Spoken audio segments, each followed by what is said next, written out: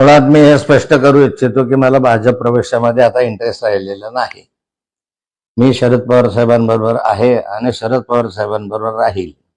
भाजप प्रवेशासाठी माझे काही कार्यकर्ते इच्छुक आहेत, हे मी अमान्य करणार नाही. आणि त्या कार्यकर्त्याची इच्छा आहे बऱ्याच जणांची की आपण आता भाजपकडे गेलो पाहिजे. गिरीश महाजन जे आता या ठिकाणी बोलले की मी फार लहान माणूस आहे, ही गोष्ट खरी आहे की गिरीश महाजन फार लहान माणूस आहे, पण मुख्यमंत्र्यांच्या शर्यतीतला माणूस आहे. त्याच्या मतदारसंघामध्ये तसे बोर्डही लागलेले होते. त्यामुळे एवढ्या मोठ्या लहान माणसाशी मी संघर्ष करतोय.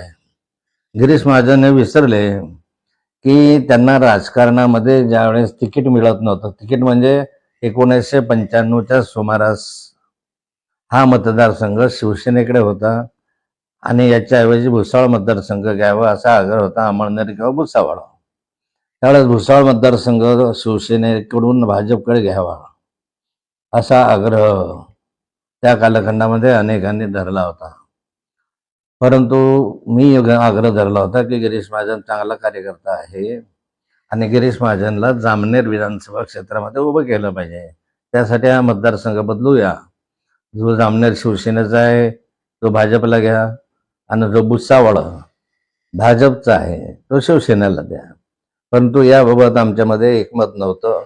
डॉक्टर गुणवंतराव सरोदे खासदार होते आणि त्यांनी आग्रह धरला की आपला हा मतदारसंघ भुसावळ फक्त 5,000 मतांनी पडलेला होता, त्यामुळे हा मतदारसंघ बदलू नये अशी त्यांची इच्छा होती.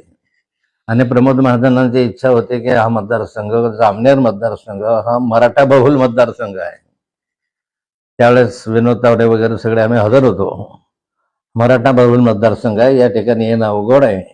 परंतु अशाही परिस्थितीमध्ये मी आग्रह धरला की या ठिकाणी आम्ही निवडून आणू, कार्यकर्त्यांचा उत्साह आहे आणि हा मतदारसंघ त्यामुळे बदलला आहे. गिरीश महाजन कदाचित विसरले असतील. त्यांच्या मतदारसंघामध्ये जोपर्यंत ते मंत्री झालेत तोपर्यंत त्यांना मी सातत्यानं सर्व बाबींनी सहकार्य केलं, सर्व तोडशी सहकार्य केलं. माझ्या सभेशिवाय त्यांच्या मतदारसंघामधली निवडणुकीची संपतच नव्हतं. प्रत्येक वेळी माझ्या सभा व्हायच्या, प्रवास व्हायचा, प्रचार व्हायचा.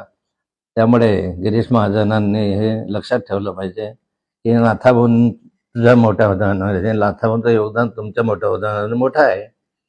आम्ही जर उजिडात आणलं नसतं तर कदाचित नसते, कार्यकर्त्यांनी मेहनत घेतली नसते तर कदाचित नसतं. पण ठीक आहे, गिरीश महाजनला तसं वाटतं की लहान आहे, पण माननीय मुख्यमंत्र्यांचा आशीर्वाद गिरीश महाजनला आहे. मुख्यमंत्र्यांचा आशीर्वाद जर काढला तर गिरीश महाराज कशातच नसतील अशी स्थिती आज आहे. आणि त्यामुळे फार गिरीश महाजनांचं लक्षात येण्यासारखं नाही आहे. एवढं निश्चित आहे की दिल्लीला मी गेलो होतो, त्यावेळेस मी गेलो म्हणजे मी स्वतःहून गेलो नव्हतो. माननीय अमित शहा यांनी मला फोन केला होता, मला त्यांनी दिल्लीला बोलवून घेतलं होतं. त्यावेळेस मला माहिती नव्हतं काय काम आहे आणि गेल्यानंतर त्यांनी मला सांगितलं होतं का भाजप जॉईन करू आणि नड्डाजीकडे पाठवलं. नड्डाजींनी काय जेव्हा त्या सगळ्यांना माहिती आहे. त्यानंतरच्या कालखंडामध्ये गिरीश महाजन म्हणतात मी विरोध केला नव्हता. त्यांनी विरोध केला नसेल, पण वरच्याने जे मला सांगितलं त्या कालखंडामध्ये ते म्हणाले आपको अगर प्रवेश देंगे तो भाजप के लोकल लोग आपसे पार्टी बोल रहे कि हम काम नहीं करेंगे, हम सीट गिरा देंगे, ऐसा वो ब्लैकमेल कर रहे हैं, इसलिए आप लोकसभा में हमारा काम करो, बाद में देखते हैं असं त्यांनी म्हटलं होतं. मग ब्लॅकमेल कोण करत होतं? नाथाभाऊंना प्रवेश दिला तर आताही म्हणता की नाथाभाऊंकडे जर देवेंद्र फडणवीस वाढदिवसाच्या दिवशी आले तर मी राजकारण सोडून देईल, हे वाक्य कोणाचे आहे? अशा अनेक गोष्टी आपण त्या खोलवर मी जात नाही.